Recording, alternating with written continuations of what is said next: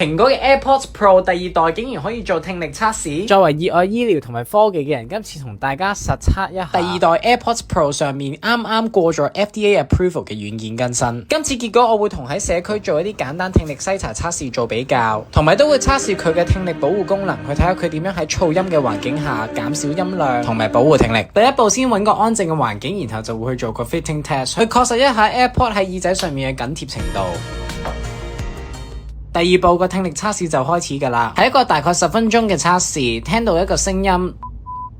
就撳一下畫面。